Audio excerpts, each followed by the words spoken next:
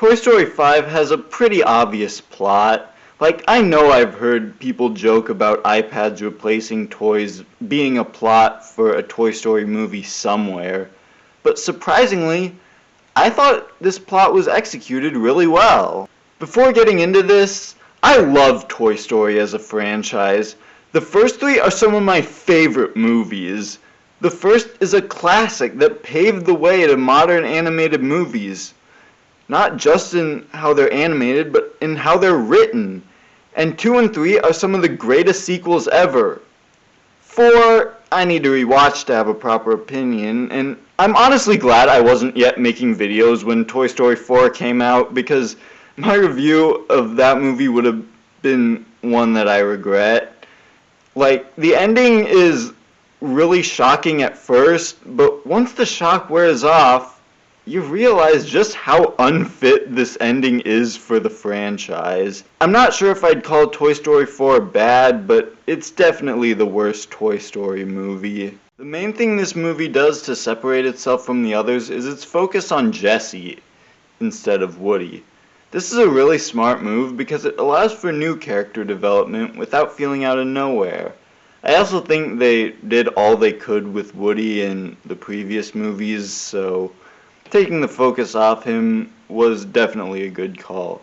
They expand on Jessie's abandonment from Toy Story 2, and her arc is really well done. There's even a reveal towards the end of this movie that, I kid you not, reminded me of Luck of the Friarish, one of the greatest TV episodes ever created. Now, it's not quite as relatable or profound as that episode, but even getting that comparison is such a high compliment. Jessie getting over her abandonment issues is a much more fitting arc than Toy Story 4's arc, which largely focuses on the relationship between Woody and Bo Peep rather than a toy and their owner like the others. As for the new characters, they were a ton of fun. I liked the lily pad villain. I thought she provided a great commentary on how the internet can sometimes cause children to grow up faster than they should.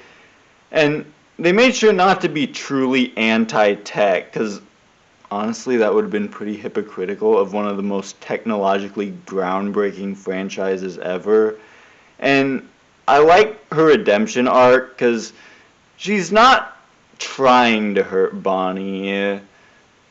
Although, the standout new character has to be Smarty Pants.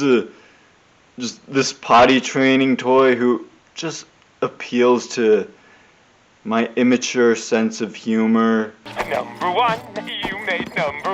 Plus, he is voiced by the comedy legend Conan O'Brien. I am a massive Conan fan, so that alone made the movie worth seeing. I thought Toy Story 5 was much better than 4. It managed to capture the nostalgia, humor, and heart of the first three. It's not quite as good as those three, but given how long the franchise has gone on, Toy Story 5 is nothing short of a miracle. I'd say, as a franchise, Toy Story is a bit like The Simpsons.